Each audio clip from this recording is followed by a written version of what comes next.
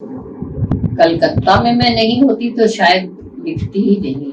मुझे ऐसा लगता है कि कलकत्ता एक बहुत ही सृजनात्मक स्तर पर बहुत खाद पानी देता है आपको। मेरा लेखन बंद होने के बाद जो एकदम से चला है वो बाबरी मस्जिद के विध्वंस के बाद जब बॉम्ब ब्लास्ट हुए मुंबई में, तो वो बम के धमाकों में जो 13 सीरियल बॉम्ब ब्लास्ट हुए थे मुंबई में, उस दिन मैं बाहर थी और मैंने वो सब मंजर अपनी आंखों से देखा था और वो मेरे लिए इतना बड़ा धक्का था कि उसी ने मेरी लेखनी को फिर से चला दिया जो नहीं चल रही थी बहुत वक्त से। मैंने लिखा है कि काला शुक्रवार की भूमिका में है कि उसने एक तरह से इलेक्ट्रिक शॉक का काम किया। फिल्म लाइन देखिए, फिल्म लाइन ऐसी है जिसमें अगर आप अनुपात देखें तो सेक्युलर लोग बहुत ज्यादा हैं और इस तरह की सीमित संकीर्ण सोच वाले बहुत कम हैं।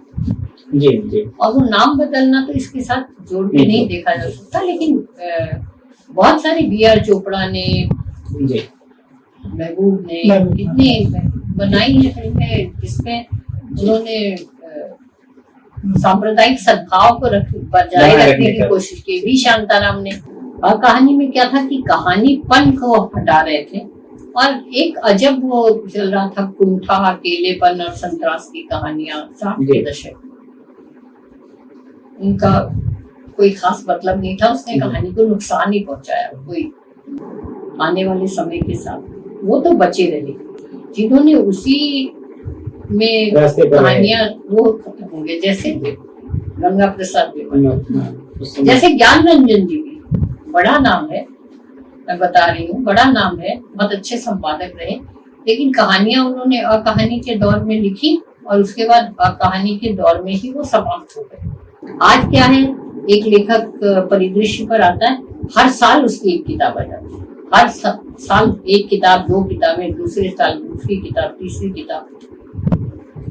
ये एकदम गला काट प्रतिस्पर्धा तो थी ही नहीं, बिल्कुल महत्वाकांक्षा नहीं।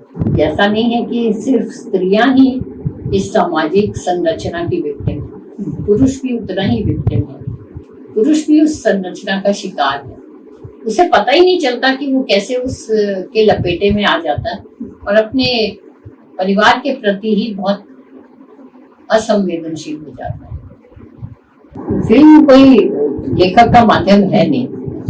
आप अच्छी से अच्छी फिल्म उठा लीजिए, आपको नहीं याद होगा कि किस लेखक ने लिखी। आप निर्देशक का महेश भट्ट की अर्थ किसने लिखी, नहीं मालूम। महेश भट्ट की सारांश किसने लिखी, नहीं मालूम। जितनी अच्छी फिल्म है, किसी के पटकथा लेखक का नाम आपको मालूम। राजेंद्र यादव से मेरी हमेशा सहमति रही है, मैंने काफी लिखा है इस पर, क्योंकि एक जब बेसिकली किसी का समझ में आ जाए कि इसका नजरिया क्या है तो फिर वो अच्छा भी लिखे तो हम प्रेजुडिस हो जाते हैं। और ये मैं मानती हूँ, मुझे मानने में कोई गुरेज नहीं है। दोस्तों नमस्कार, किताबी दुनिया की बदकही श्रृंखला में आज हमारे साथ एक खास मेहमान हैं, सुधा अरोड़ा जी।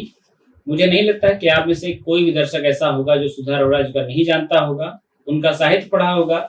उनके बहुत सारे जो लेख हैं वो आपने जनसत्ता से लेकर के अलग अलग पत्रों में पढ़े होंगे, और अगर पुरानी फाइलों के आप शौकीन हैं तो आप धर्मयुग में आपने सुधा अरोड़ा जी को जरूर पढ़ा होगा।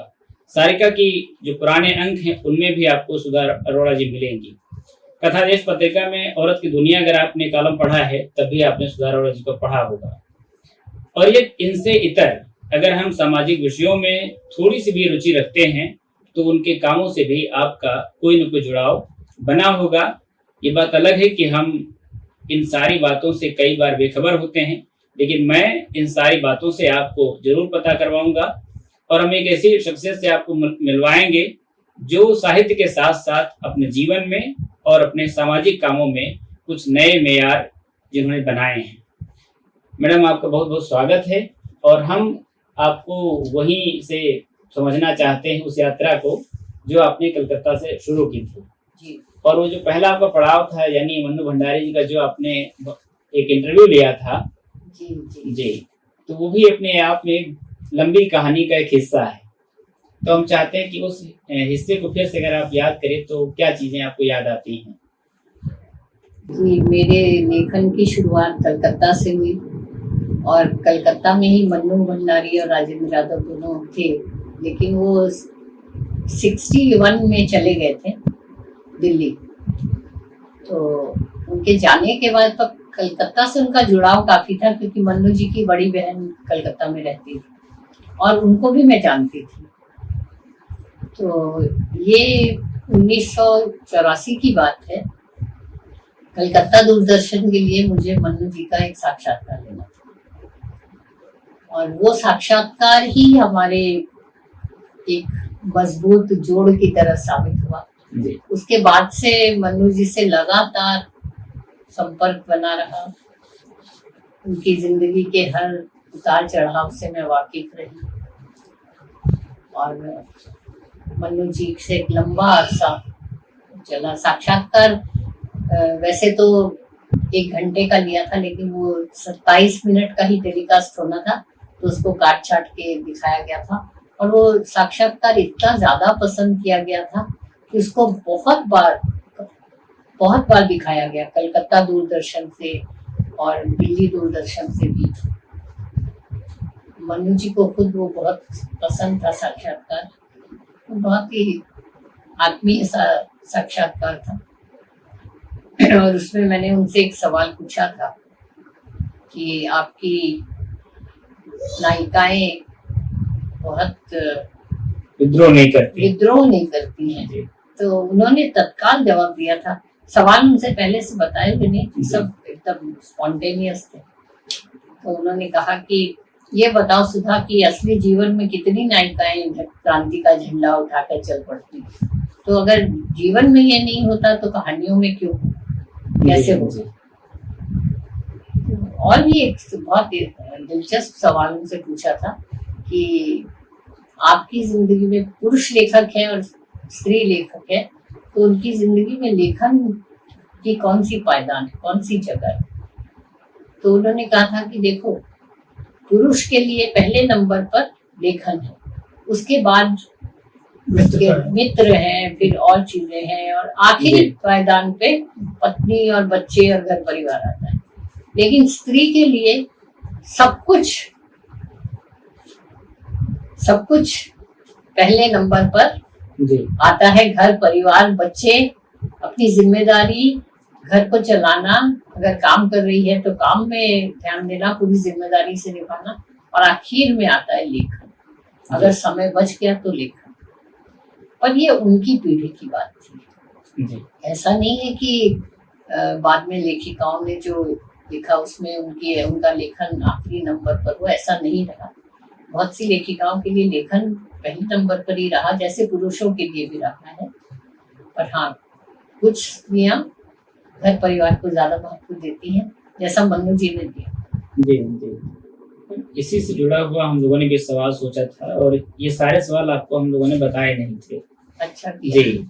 और सवाल ये था कि जैसे आपके और मन्नू भंडारी जी के बीच में बहुत बड़ा अंतर है, समय को देखने का और उम्र का भी रहा है। आपकी भी नायिकाएं उसी तरह से हमको दिखाई पड़ती हैं, एक तरह से मन्नू जी की परंपरा में विद्रोह नहीं वहां भी है, या है तो बहुत एक चुप्पी। वो अंत में एक सटल सा विद्रोह दिखाया है हर कहानी में। यहाँ तक कि अन्नपूर्णा मंडल की आखिरी चिट्ठी में भी आखिरी लाइन आप देखें, बस वही है, उसमें है कि अगर ये मेरी बेटियां आसमान को भी छूना चाहे तो इन्हें रोकना मत। तो इस तरह की चीजें है। एक औरत 3/4 में भी है।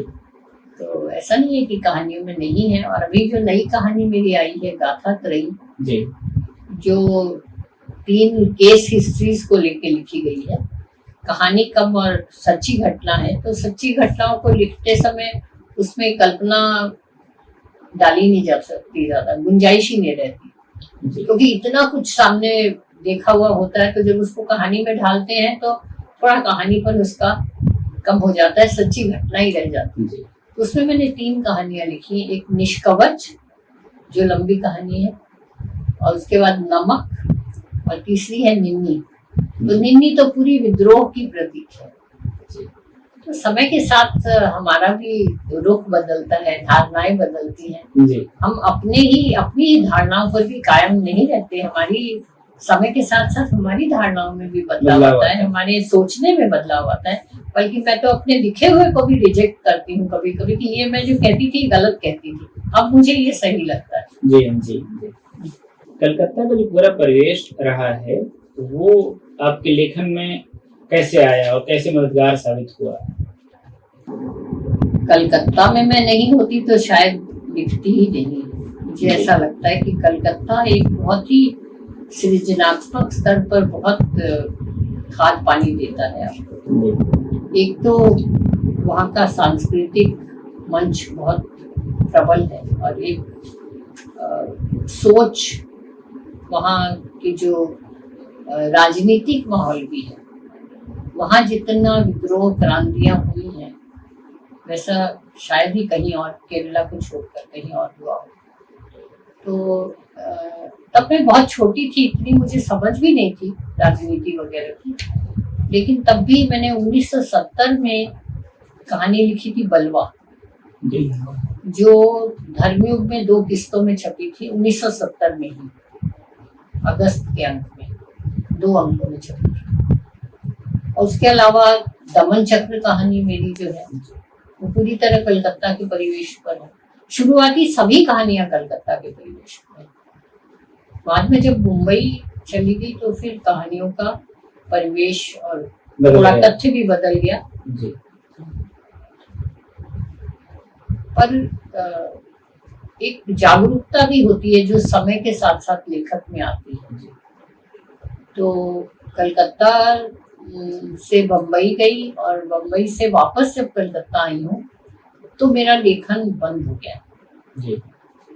कई सालों तक बंद रहा, कुछ परिवार की भी जिम्मेदारियां थी।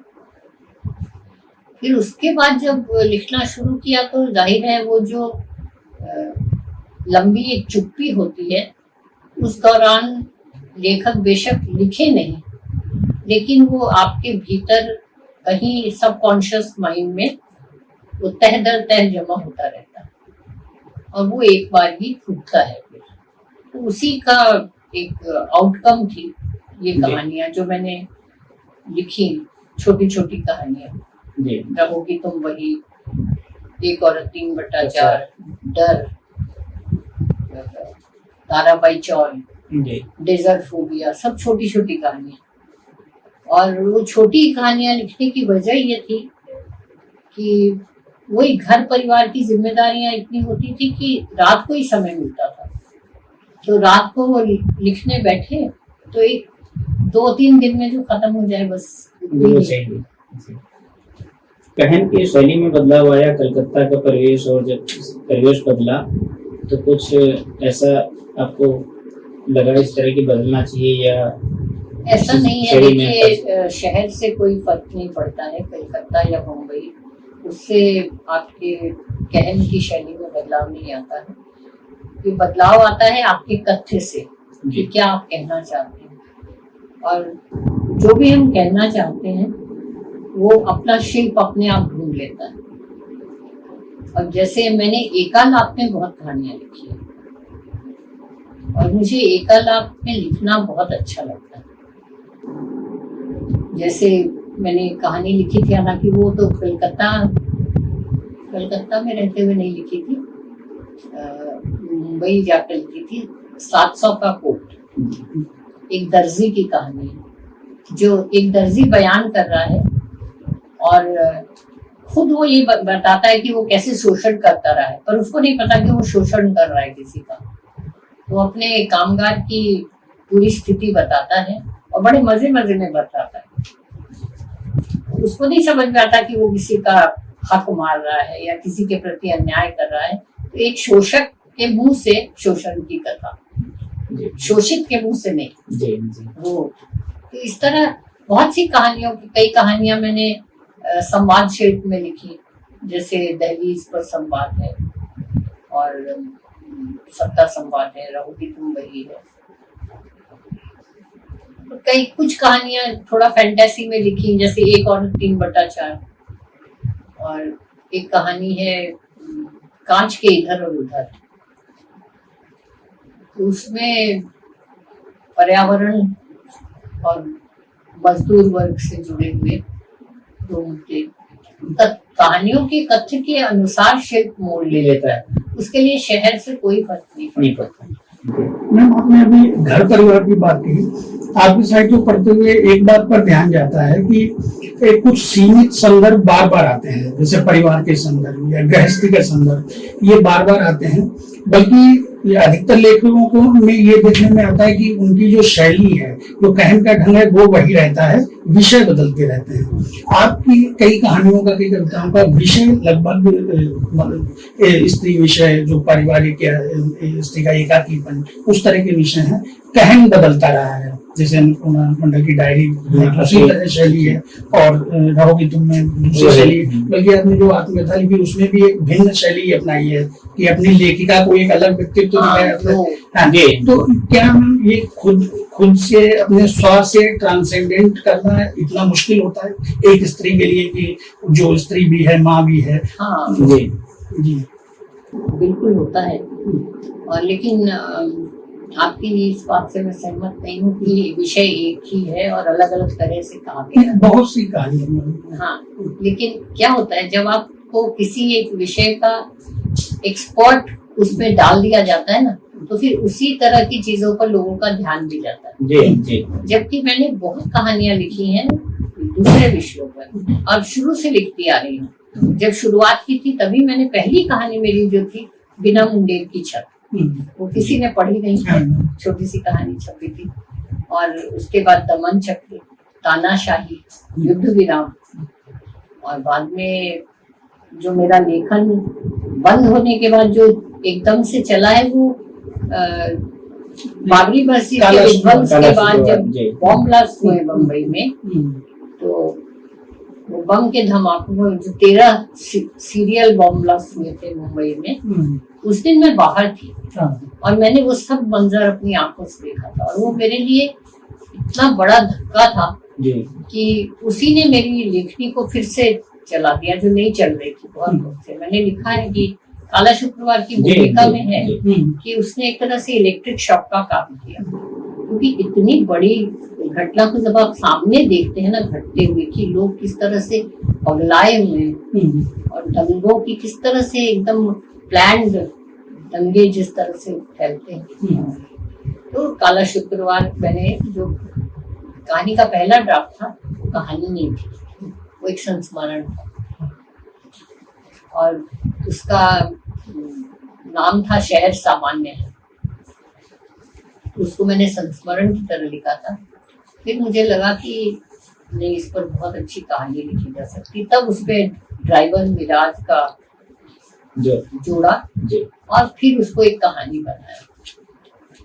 तो काला शुक्रवार के साथ ही फिर मैंने जानकी नामा कहानी भी लिखी, वो भी दंगों पर ही। और ये लिखने के बाद लगा जैसे कलम पर लगा हुआ जंग धुल गया। तो कई बार ऐसी घटनाएं आपके जीवन में या समाज में या देश में होती हैं जो आपको हिलाकर रख देती हैं और आप उनसे बच नहीं सकते। अगर आपके पास एक औजार है कलम का, तो आप उनसे कतरा कर निकल नहीं सकते।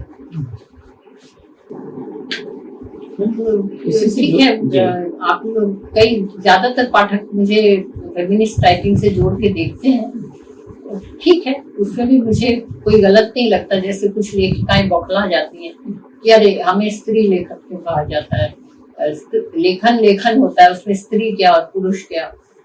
मैं वो नहीं मानती। स्त्री है तो आप स्त्री संवेदना से लैस होंगे ही होंगे, और स्त्री है तो स्त्री की तकलीफें आपको ज्यादा छूनी चाहिए। अगर नहीं छूती हैं और आप कहते हैं कि नहीं हमारा और पुरुषों का लेखक एक स्तर पर है, तो वो उनकी अपनी सोच है, अपना नजरिया है, पर मैं ये नहीं मानती। स्त्री देखिए एक दलित दमित जीव तो है, उसमें कोई शक नहीं है। जिस तरह से दलित है, आदिवासी है, वैसे स्त्री का भी एक वर्ग है। और स्त्री अगर दलित और आदिवासी, तो दोहरा अभिशाप लिखी है कौशल्या ने। तो इससे आप इसको आप नकार नहीं सकते।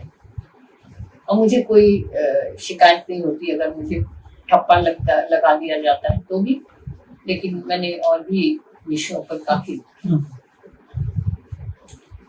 जो आपने कहानी लिखी जानकी रामा, तो उसमें जैसे जिस तरह से आपने उस बच्ची का पूरा चरित्र दिखाया हुआ है कि उसका नाम बदला जाता है। हाँ, काला शुक्रवार में भी जो यातना है वो सामान्य नहीं है, जिस तरह से अपने ड्राइवर का पूरा उसका चरित्र खींचा हुआ। ये वही समय है कि जब फिल्मों में भी कुछ लोग आते हैं और अपने नाम बदल करके अपनी पहचान बनाते हैं, क्योंकि उस समय के बाद एक खास तरह का दृष्टिकोण भी बनाया जाता है, एक खास कौम को लेकर भी।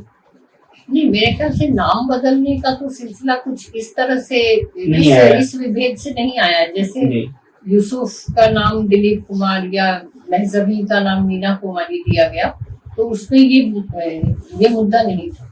जी, वो सिर्फ अलग ही था कि जैसे वहीदा रहमान को भी बहुत कहा गया कि आपका नाम बदल दे।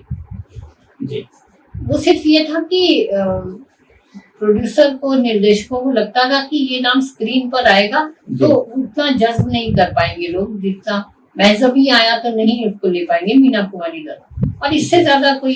लेकिन मुझे मैम ये लगता है कि ये जो समय है 1993 के बाद का और जो वो समय है आजादी के बाद का, दरअसल दोनों में सांप्रदायिकता का जो स्वर है बहुत समाज में उभरता हुआ दिखाई पड़ता है।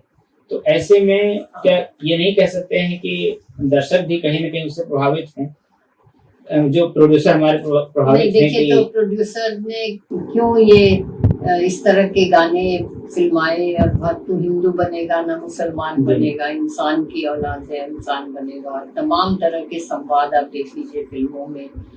तो प्रोड्यूसर, डायरेक्टर, फिल्म लाइन देखिए, फिल्म लाइन ऐसी है जिसमें अगर आप अनुपात देखें तो सेक्युलर लोग बहुत ज्यादा हैं और इस तरह की सीमित संकीर्ण सोच वाले बहुत कम हैं। जी, जी। और वो नाम बदलना तो इसके साथ जोड़ के नहीं देखा जा सकता, लेकिन बहुत सारे B.R. चोपड़ा ने, महबूब ने कितने बनाई है फिल्में जिसमें उन्होंने सांप्रदायिक सद्भाव को बजाय रखने की कोशिश की। वी शांताराम ने, पड़ोसी, विमल रॉय ने, इससे जुड़ा हुआ है कि जब धर्मी में आपकी पहली बार कहानी प्रकाशित हुई तो इसके बाद का जो अनुभव था वो क्या था? धर्मी में तो कहानी, पहली कहानी छपी तब तो मैं बच्ची ही थी, 18 साल की थी, कॉलेज से पढ़कर निकली ही थी। 1966 12 जून 1966 में बगैर तराशे हुए छपती है। तो उस वक्त कहानी की कोई समझ वगैरह इतनी नहीं थी, लेकिन उस वक्त जो कहानियां लिखी जा रही थी वो अकहानी का दौर था। तो जाने अनजाने कुछ ऐसी कोशिश, सायास नहीं, लेकिन उसका प्रभाव तो आया मेरी कहानियों के शिल्प पर। कहानी का दौर जो था वो कहानी के लिए बहुत अच्छा दौर नहीं। जब मैंने प्रवेश किया, कई लोगों ने कहानी के क्षेत्र में आए, जैसे रमेश उपाध्याय जी भी आए और भी बहुत से लोग आए। तो कहानी में क्या था कि कहानीपन को हटा रहे थे और एक अजब वो चल रहा था, कुंठा, अकेलेपन और संतरास की कहानियां 60 के दशक। उनका कोई खास मतलब नहीं था, उसने कहानी को नुकसान ही पहुंचाया कोई, क्योंकि नई कहानी के बाद और फिर समांतर कहानी के बीच का ये अकहानी, सचेतन कहानी, ये दौर एक फ्लॉप दौर था जिसमें हमने प्रवेश लिया कहानी के क्षेत्र में। और जिन जिन लेखकों ने उस दौर में कहानी के संसार में आए, जिन्होंने अपने को बदला आने वाले समय के साथ, वो तो बचे रहे। जिन्होंने उसी में कहानियां, वो खत्म हो गए, जैसे गंगा प्रसाद, जैसे ज्ञान रंजन जी भी बड़ा नाम है, मैं बता रही हूँ, बड़ा नाम है, बहुत अच्छे संपादक रहे, लेकिन कहानियां उन्होंने अकहानी के दौर में लिखी और उसके बाद अकहानी के दौर में ही वो समाप्त हो गए। उसके बाद उन्होंने कहानियां नहीं लिखी ज्यादा, और जो लिखी वो सारी उसी तरह, वो थर्ड पर्सन में लिखना, और एक एब्स्ट्रैक्ट सा माहौल, कहानी के नायक का नाम नहीं है, नायिका का नाम नहीं है, यह और वह करके लिख रहे हैं। ये बहुत बारीकी से देखने की चीज है। तो मैंने कभी कोशिश नहीं की ये सब जांचने परखने की, लेकिन अब देखती हूँ पीछे तो लगता है कि हमने कई कहानी आंदोलन के दौर देखे गुजरे, और अच्छा है कि अब कोई नाम नहीं दिया जा रहा है, पर बहुत अच्छी कहानियां लिखी गई जब ये सब आंदोलन का नामकरण समाप्त हो गया। इसके बाद बहुत अच्छी कहानियां लिखी गई, बहुत ज्यादा नामचीन नहीं, बहुत कम जाने जाने वाले लेखकों ने भी बहुत अच्छी कहानियां लिखी, जैसे संजय की और अवधेश प्रीत की कहानी थी छतरी, और संजय घाटी की पिंटी का साबुन। इस तरह की बहुत एक असफल की कहानी थी, 5 का सिक्का, 5 रुपए का सिक्का, अरुण कुमार असफल, बहुत अच्छी कहानी। वैसे बहुत सारी बहुत अच्छी कहानियां हैं। आपकी रचनात्मकता में एक लंबा अंतराल दिखाई पड़ता है, जैसे पहला कहानी संग्रह आता है, इसके बाद एक गैप दिखाई पड़ता है, फिर दूसरे, तीसरे और चौथे तक ये अंतराल। इसको कैसे देखते हैं? सीधे सीधे ये कहा जाए कि जब हमने लिखना शुरू किया तो बिल्कुल भी लेखन को लेकर कोई महत्वाकांक्षा नहीं थी। लिखना शुरू कर दिया, पहला कहानी संग्रह आ गया लोक भारती से तो छप गया। उसके बाद 10 साल तक किसी प्रकाशक ने मांगा नहीं कहानी संग्रह, तो ये सोचा ही नहीं कि कहानी संग्रह छपवाएं। तब लेखक क्या करते थे मुझे नहीं पता, लेकिन मैं और जितेंद्र जी हमारे साथी लेखक, वो भी, हम लोगों ने कभी कोशिश नहीं की कि कहानी संग्रह छपवाएं। कहानियां लिखते जा रहे हैं, वो इकट्ठी भी हो रही, लेकिन जब कोई प्रकाशक सामने आया तो उसको दे दिया कहानी संग्रह। मेरा पहला बगैर तराशी में छपा, उसके 10 साल बाद युद्ध विराम छपता है, उसके 10 साल बाद महानगर की मैथिली छपता है। जब महानगर की मैथिली छपा तब तक तो लिखना बंद हो गया था।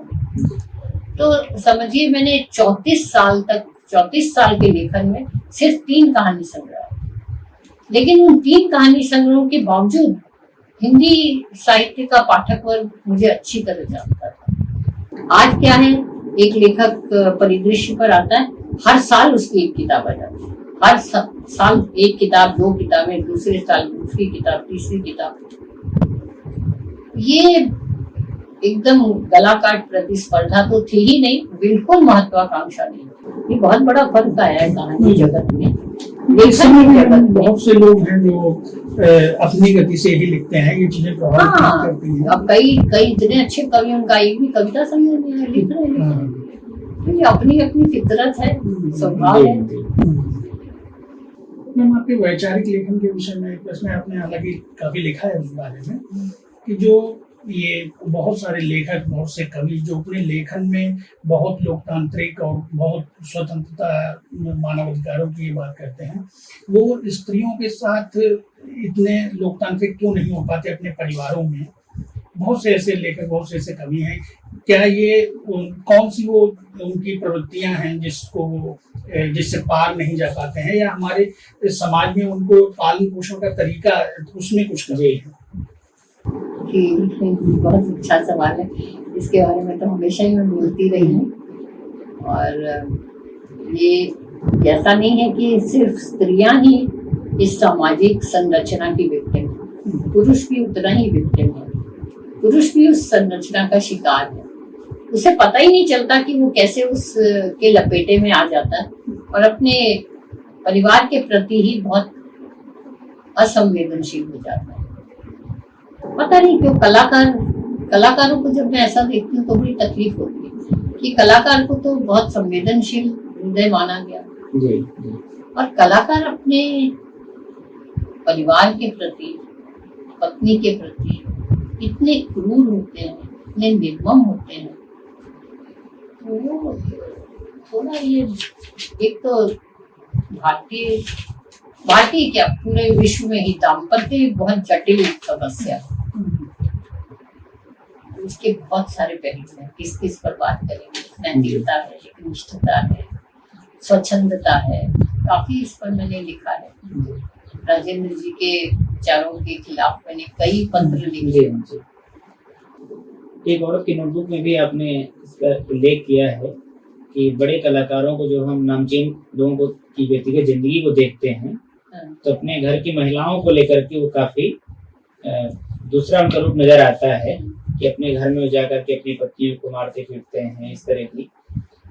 क्या इससे हम इस रूप में देखा जाना चाहिए कि ये हमारे भारतीय समाज की संरचना ऐसी है जो बहुत सारी बातों को हमारे एक तरह से जीन्स में डाल देती कि हम बराबरी के स्तर पर रहना, बराबरी का व्यवहार करना सीख नहीं पाते, हमारा समाज हमको ऐसा देता नहीं। भारतीय समाज की ये विडंबना तो है ही, क्योंकि शुरू से ही हमारे भीतर ये इंग्रेंड कर दिए जाते हैं कि लड़का बेहतर है, लड़का श्रेष्ठ है, लड़के से वंश चलता है, बेटे से वंश चलता है। 7 बेटियों के बाद भी बेटे की उम्मीद में बच्चे पैदा करते रहते थे लोग। तो ये सारी बहुत पुरानी चीजें रूढ़ियां चली आ रही हैं, जिनसे बहुत से परिवार उससे छूट नहीं पाए और पूरा अपने स्थितियां बिगाड़ ली परिवार। लेकिन अब वैसा नहीं है। अब तो लोग चाहते हैं कि बेटी हो। इतना फर्क तो आया है कि समझ में आने लगा है परिवार को कि बेटी होगी तो ज्यादा ध्यान रखेगी माँ बाप का और ज्यादा एक संवेदना घर में बनी रहेगी। बेटा है तो वंश बढ़ाने की वो एक मानसिकता खत्म हो रही है। जहाँ तक भारतीय परिवेश का सवाल है, ये मुझे लगता है सिर्फ भारतीय परिवेश का नहीं, ये यूरोप में भी ब्रिटिश समाज तो बहुत कंजर्वेटिव समाज रहा। अमेरिका में आपने कितने वायलेंस के केसेस देखे होंगे, जिसपे फिल्में भी बनी हैं। जो प्रोवोक्ड फिल्म बनी थी वो लंदन का ही एक केस था। तो लेकिन पूरे विश्व में ये जो विवाह संस्था है ये थोड़ी डोलती हुई दिखाई दे रही है, क्योंकि एक दो मित्र यानी एक महिला और पुरुष अगर साथ रहते हैं, लिव इन में 7 साल तक साथ रहते हैं, लेकिन बहुत अच्छा उनको लगता है कि अब साथ रह सकते हैं। जैसे ही वो शादी कर लेते हैं उसके बाद बहुत से ऐसे केसेस हुए कि बिगड़ जाती है स्थिति। तो ये विवाह को भारतीय परिभाषा में तो विवाह को बड़े पवित्र बंधन के रूप में स्वीकारा गया, लेकिन है ये बंधन ही। और इस बंधन में बहुत से लोग खुश भी रहते हैं, ऐसी बात नहीं है, बहुत खुश रहते हैं और एक बंधे रहते हैं, कुछ श्रृंखल नहीं हो पाते। बहुत इस तरह स्वच्छंद होकर अराजकता नहीं फैलाते। लेकिन हर जगह ऐसा नहीं। ये बहुत बड़ा विषय है, इस पर बहुत सारे पहलू हैं। जब आपने हेल्थ से जुड़ी तो उसमें किस तरह की अनुभव रहे आपके, जो घरेलू हिंसा से पीड़ित महिलाएं थी? हेल्थ से मैं जुड़ी रही 7-8 साल। तो उसमें तो घरेलू हिंसा के यही मामले आते थे, जो शारीरिक हिंसा के, वायलेंस के, जिसमें किसी का होंठ फट गया तो वो पहले तो कई सिर फट गया तो कहती नल से चोट लग गई और छुपाती थी। फिर जब स्थितियां देह झेलने के लायक नहीं रह गई तो फिर जाती थी हमारे पास। तो इस तरह के ही केसेस आते थे शारीरिक हिंसा के। लेकिन जब मैंने हेल्थ छोड़ दिया और पवई हम लोग शिफ्ट हो गए बांद्रा से, तो वहाँ मैंने अपना भी काउंसलिंग सेंटर शुरू किया था। तो धीरे धीरे मुझे ये महसूस हुआ कि एक बहुत ही छिपी हुई हिंसा है, मानसिक प्रताड़ना, जिसके बारे में स्त्रियों को खुद को पहचान ही नहीं है। और ये बहुत सोफिस्टिकेटेड, प्रोग्रेसिव, पढ़े हुए लोग करते हैं। दोनों पढ़े हुए हैं, लेकिन ये पहचान नहीं है कि ये भी हिंसा है। अब अगर पति मारपीट नहीं करता है, बिल्कुल हाथ नहीं उठाता है, लेकिन बात भी नहीं करता, जी एकदम उपेक्षिता। मैं इसमें सबसे पहला नाम तो राजेंद्र यादव मनु भंडारी का लेना चाहती हूँ, जो सब लोग जानते हैं। जी और मनु जी ने कुछ संकेतों में कहा भी है कि मित्र आ रहे हैं, खूब हंसी ठट्ठा हो रहा है, मित्र चले गए, एकदम चुप्पी। अपने ड्राइवर के साथ बहुत हंसी मजाक कर रहे हैं, खुल के बातें कर रहे हैं, जैसे वो कमरे में आई चुप। तो एक स्त्री को बहुत सालों तक नहीं समझ में आएगा, लेकिन आखिर तो उसको समझ में आएगा ना कि ये क्या हो रहा है मेरे साथ भाई। तो बहुत देर से उनको समझ में आया, 35 साल साथ रहने के बाद, क्योंकि राजेंद्र जी कभी उन पर ऐसा ना तो कटु बोले, लेकिन बात नहीं करना भी एक हिंसा है। तो इस एक लंबे आलेख को मैंने 10 साल में लिखा, अनुभव होते होते। इसलिए मैंने कहानियां कम लिखी, कुछ रचनात्मक लेखन कम हुआ, लेकिन मुझे कोई अफसोस नहीं है कोई। अब ये लेख अभी तक, इसको 2007 में छपा था, अभी तक लोग जो पढ़ते हैं वो कहते हैं कि ये हमारे साथ ऐसा हुआ है, या कोई पुरुष भी लिखते हैं कि मेरी माँ के साथ ऐसा हुआ, हमें पता नहीं था। हाँ, उस तो दौरान एक आइडेंटिफाई जब करते हैं, पहचानते हैं आप, तो बड़ी बात होती है कि मेरे ख्याल से कहानी वगैरह लिखने से ज्यादा ये कारगर चीज है कि आपने कुछ लोगों को ये पहचान तो दी कि आपके साथ क्या हो रहा है।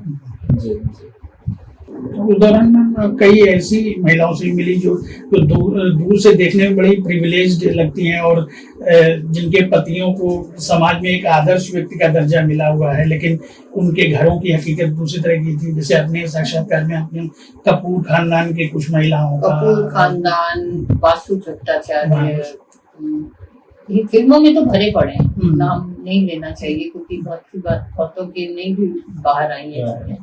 पर हम चूंकि बांद्रा के इलाके में थे, तो बहुत सारे फिल्मी परिवारों की हकीकत जानते हैं। आपकी कहानियों में कांसे के बर्तनों का कई बार उल्लेख आया है, जैसे कांसे का गिलास है, कांसे का गिलास ही है। कांसे का गिलास। एक और कहानी आपकी है तानाशाही, उसी में है कांसे का पीकदान।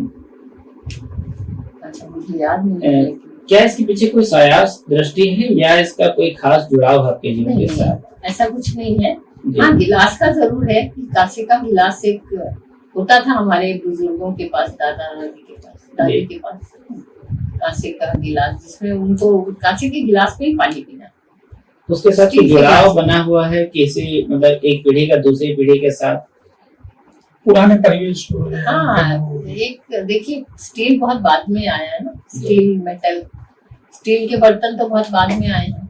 उसके पहले तो पीतल के ही बर्तन होते थे, पीतल के होते थे, कांसे के या तांबे के। तो वो कहानी चूंकि दादी की दादी पर ऐसे चल रही थी ना, दादी ने अपनी दादी की बात बताई, तो इसलिए उसमें कांसे का गिलास है, और कोई खास वजह नहीं।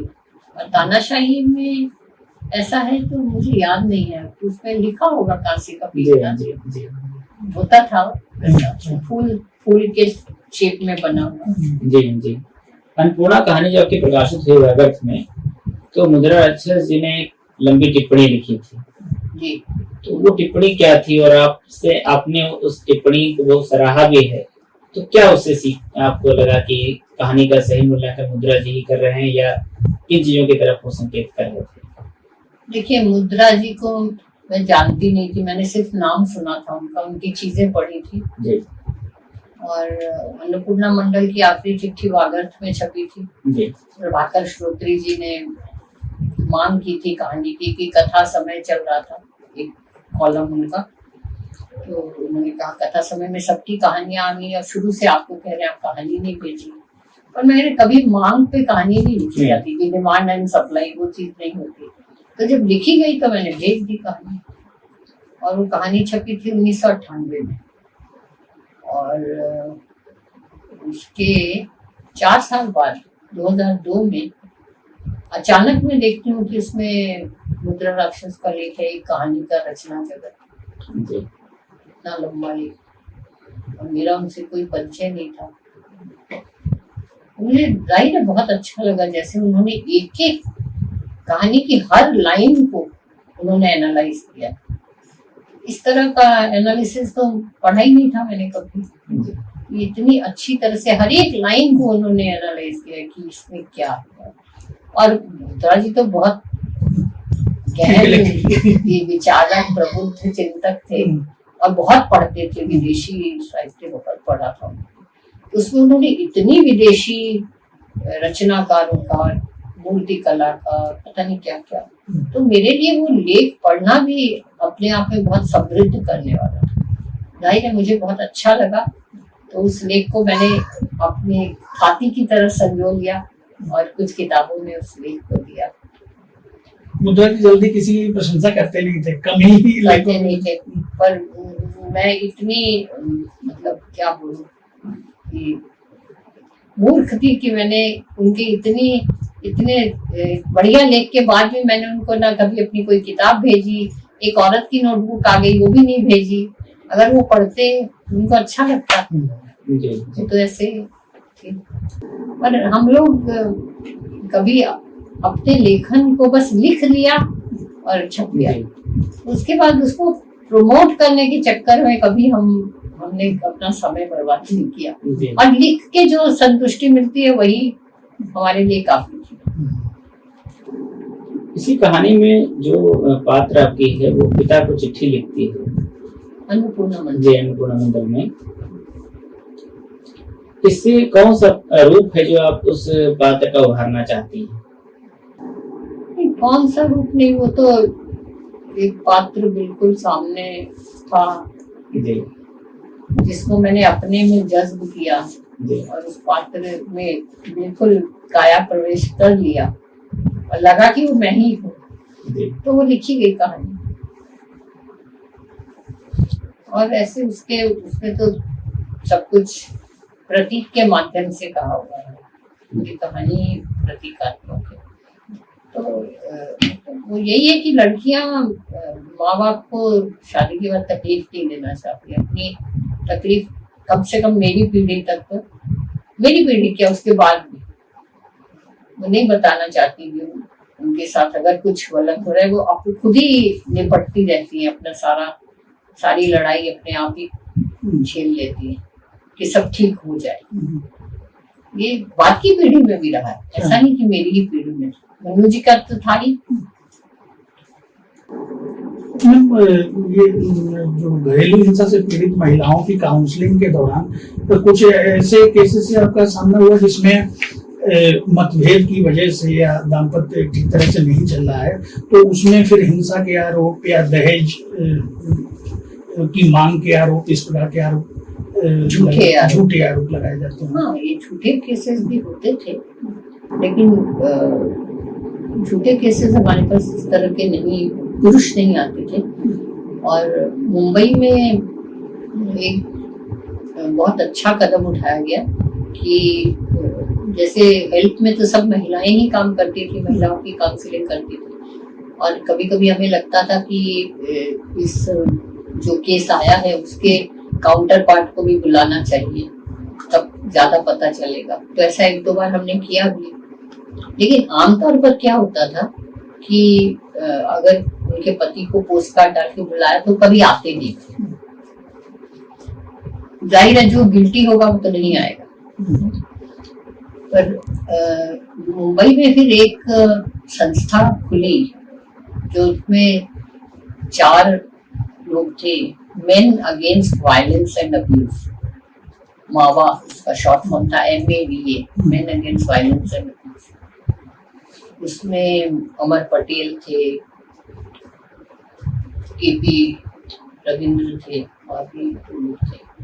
तो उन्होंने बहुत काम किया महिलाओं के लिए। और उनके साथ क्या होता था कि जब वो पुरुषों की संस्था जब पतियों को बुलाती थी तो वो आ जाती थी, तो इससे उन महिलाओं को बहुत, मतलब केस को अच्छी तरह समझने में बहुत मदद मिलती थी। और जब पुरुष आ जाते थे तो वो फिर ज्यादा, कई बार, और हमारे इसमें भी कई बार ऐसा हुआ कि वो दाम्पत्य सुलझ भी जाता था। ऐसा नहीं कि हमेशा बहुत कई एक्सट्रीम स्टेप लेना पड़ा, मतलब लॉयर के पास ही जाना पड़ा, डाइवोर्स लेना पड़ा या पुलिस स्टेशन भेजना पड़ा, ऐसा हमेशा नहीं होता था। कई बार दोनों पक्ष अगर आ जाते थे तो वो समझ भी जाते थे, सुलझ जाती है। हर केस अलग तरह की समाधान लाता था, हर केस अलग कहानी होता था। आपने बवंडर फिल्म की पटकथा भी लिखी थी, वो भी स्त्री प्रताड़ना और उस पर, हालांकि वो घरेलू हिंसा पर ना होके नहीं, वो तो राजनीतिक सामाजिक पूरा जी उस पर, तो वो उस फिल्म हाँ, उस फिल्म से आपका जुड़ना कैसा हुआ? आप ने ये कहानी पटकथा लिखी हुई थी, निर्माता निर्देशकों ने आपसे संपर्क किया या फिर किसने? नहीं, देखिए, ये जगमोहन मुंदड़ा जी उन्होंने फिल्म एक बनाई थी कमला, जो विजय तेंदुलकर का नाटक था। विजय तेंदुलकर ने पटकथा लिखी थी और मुंदड़ा जी को ये विषय ठीक लगा, इस पर फिल्म बननी चाहिए। और मैंने उन दिनों बहुत आलेख लिखे थे भवरी देवी पर। उसका केस जैसे जैसे चल रहा था, आगे बढ़ रहा था, और उसकी हर सूचना हम तक अंग्रेजी में आया करती थी। तो प्रमिला दंडवते की वहाँ उनका कार्यालय था, उसमें कविता श्रीवास्तव जयपुर से अंग्रेजी में भेजती थी और हम लोग, मैं हिंदी में अनुवाद करती थी, मेरी मित्र अरुणा बोलते थी जो सामाजिक कार्यकर्ता है, वो मराठी में अनुवाद करती थी। साथ साथ जैसे ही जो रिपोर्ट आई, साथ साथ हम अनुवाद करके भेज देते थे अखबारों में।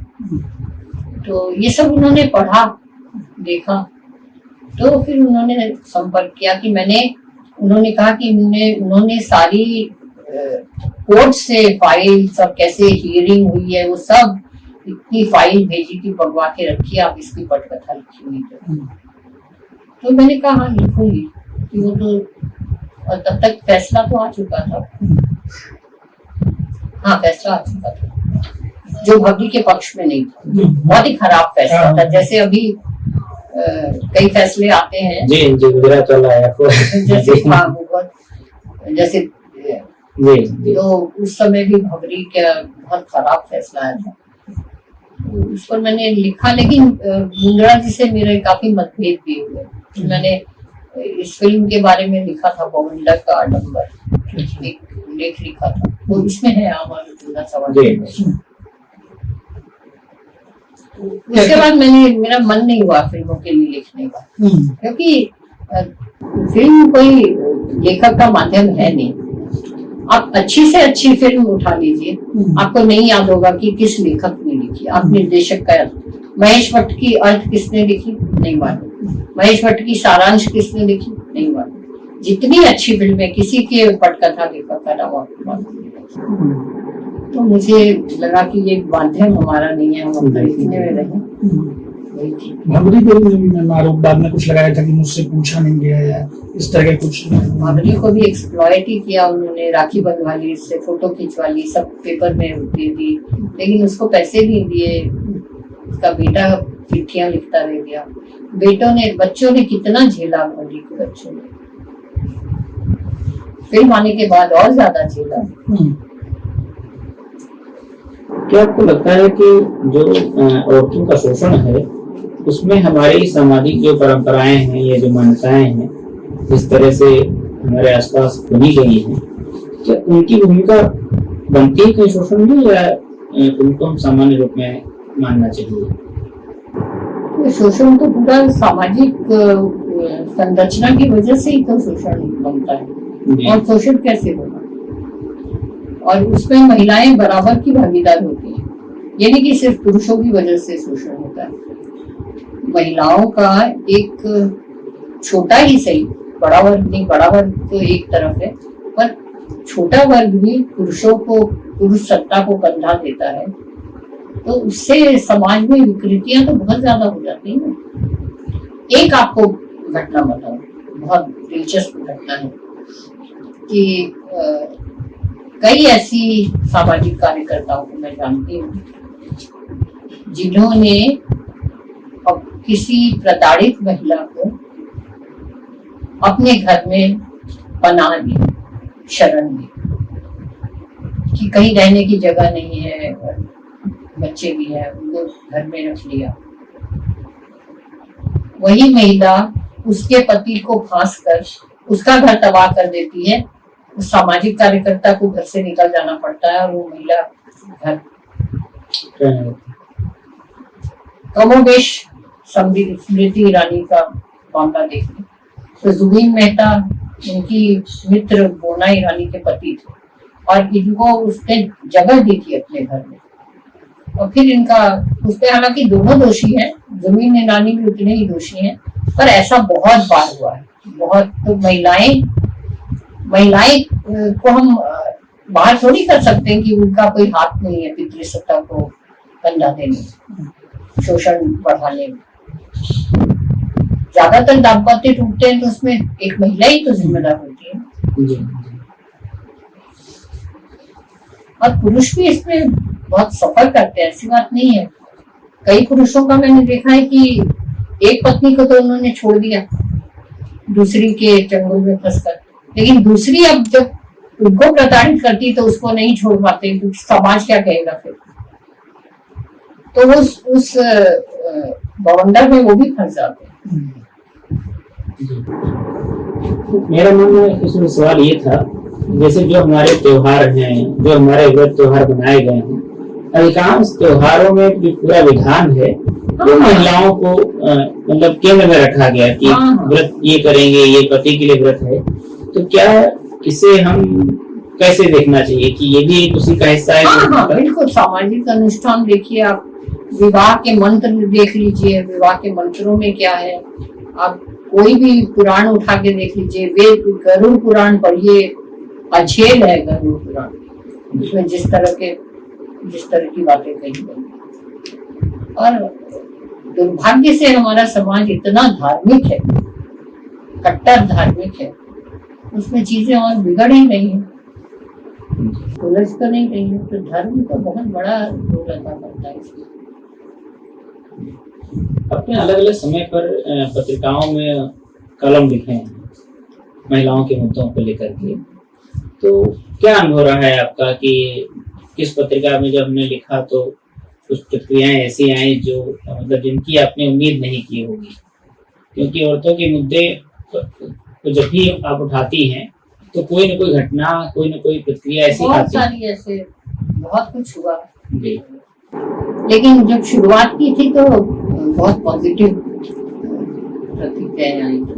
जैसे जब मैंने जनसत्ता में मामा कॉलम की शुरुआत की थी तब 500 शब्द या 700 शब्द का ही लिखना होता था, अखबार के आखिरी पन्ने पर छपता था, लेकिन वो इतना ज्यादा पसंद किया जाता था कि लोग उसकी जेरोक्स निकाल के बांटते थे अपने मित्रों में। तो बाद में तो खैर औरत की दुनिया का काफी विरोध हुआ और राजेंद्र जी के खिलाफ लिखूंगी तो विरोध होना स्वाभाविक था, कोई तो नहीं बोल रहा था।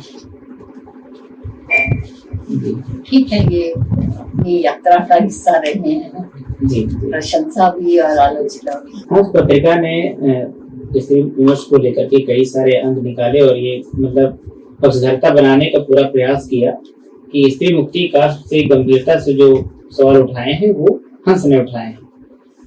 कई बार इस पर सकारात्मक और नकारात्मक दोनों तरह की प्रतिक्रियाएं आई। आपने कई मुद्दों पर इस नीति के जो मुक्ति के सवाल थे और जिस तरह से समाधान बताए जा रहे थे, अब क्या रुख रहा है? मैंने बहुत लिखा, पढ़िए। स्त्री मुक्ति की शुरुआत देह मुक्ति से होगी। सबसे बड़ी आपत्ति मुझे इसी वाक्य से थी जो राजेंद्र यादव ने शुरू किया था। और स्त्री मुक्ति की शुरुआत देह मुक्ति से होगी, यानी लेखिकाओं को आजाद होकर देह के बारे में खुलासा करना चाहिए, लिखना चाहिए, जैसे आज तक पुरुष लिखते आ रहे हैं। हंस के तो कई अंक बलात्कार विषय अंक हो गए थे। एक हंस ने प्रतियोगिता की थी कि शुरू की थी कि उसमें महिलाओं की कहानियां होंगी और सबसे अच्छी कहानी को कमलेश्वर जी 50,000 का पुरस्कार दिया। तो कमलेश्वर जी ने कहा कि ये तो इतनी कहानियों में तो मुझे एक भी कहानी ऐसी नहीं लगी, और उस कहानी में बलात्कार की कहानियां थी और खुलासे किए हुए थे। ये उन्होंने हमें दिया क्या, राजेंद्र यादव ने। और जो लेखिकाएं उस समय लिख रही थी वो आज कहाँ है? एक आध उसमें से ठीक लिख रही है, अब उन्होंने अपना बदल लिया रवैया अपना, जैसे गीताश्री लिख रही है अब। तो वरना तो उस दौर की कोई लेखिका भी दिखाई नहीं देती। तो जब तक आपकी नींव मजबूत नहीं होगी, आप एक बहाव में आ जाएंगे और लिखेंगे तो राजेंद्र यादव से मेरी हमेशा सहमति रही है। मैंने काफी लिखा है इस पर, क्योंकि एक जब बेसिकली किसी का समझ में आ जाए कि इसका नजरिया क्या है तो फिर वो अच्छा भी लिखे तो हम प्रेजुडिस हो जाते हैं। और ये मैं मानती हूँ, मुझे मानने में कोई गुरेज नहीं है कि मैं पूर्वाग्रह ग्रसित हो गई थी राजेंद्र यादव के प्रति। उनका लिखा हुआ कुछ भी मुझे स्त्री के बारे में लिखा हुआ, दलितों के बारे में उन्होंने किया काम बहुत, लेकिन स्त्री के बारे में कुछ भी लिखते थे तो मुझे वो उसमें नेगेटिविटी नजर आती थी। अब इसका मैं क्या करूं, होता है ऐसे, क्योंकि उन्होंने हमारी मनु जी के साथ जैसा व्यवहार किया तो मैं बर्दाश्त नहीं कर पाती। तो कुछ सही बातों पे विरोध किया, कुछ गलत बातों पे भी विरोध कर दिया। क्यों विरोध करना है तो किया। एक बार आपने ये विरोध किया था कि कुछ लोगों ने आरोप लगाया था कि मनु जी का जो कुछ लिखा हुआ है उसमें अधिकांश राजेंद्र यादव जी ने लिखा हुआ है। नहीं, वो तो है, वो तो ऐसे एक लखनऊ में एक हुआ था रिफ्रेशर्स कोर्स, उसमें गई थी तो एक प्रोफेसर ने सवाल, प्रोफेसर नहीं लेक्चरर ने सवाल किया तो मुझे बहुत गुस्सा आया। ये महाभोज के बारे में तो हमने सुना है कि वो तो राजेंद्र यादव ने लिखा है, क्योंकि मनु जी की तो कोई राइटिंग ऐसी नहीं। तो मुझे गुस्सा आ गया। तो मैंने यहाँ गोवा में भी एक बार हुआ था ऐसा। तो लोग तो ऐसा करते हैं, तो मैंने उनको जवाब दिया कि हाँ, मैंने भी जो लिखा है वो सब मेरे पति का लिखा है, वो भी लिखा था। एक सवाल अंतिम है, आपके लिए कहानी लिखने का क्या मायने रहा है?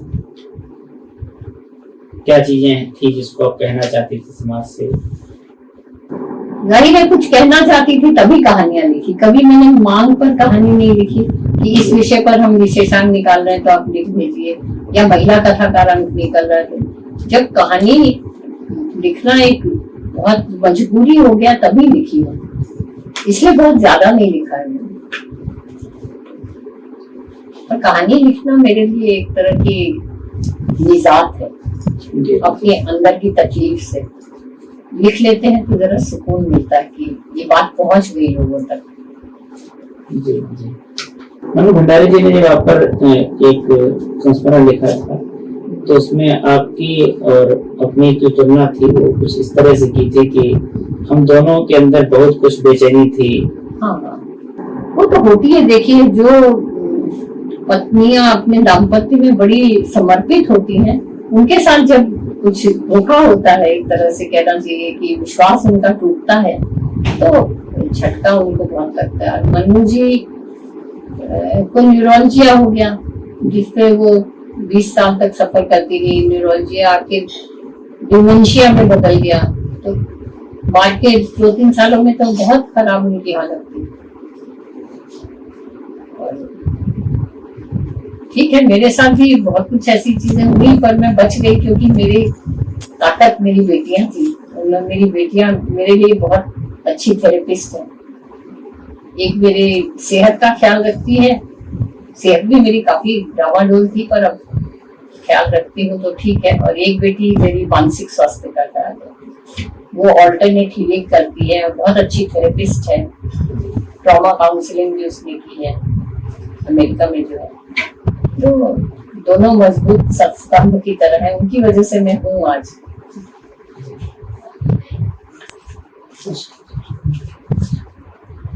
सवाल ही बहुत हैं, लेकिन हम समय हम लोगों की एक सीमा है और आपने बहुत सारी बातें नहीं कही। हम लोग शुक्रगुजार हैं कि आपने हमें समय दिया और इतने व्यस्त समय में इन सारे मसलों पर अपनी बात हमसे की।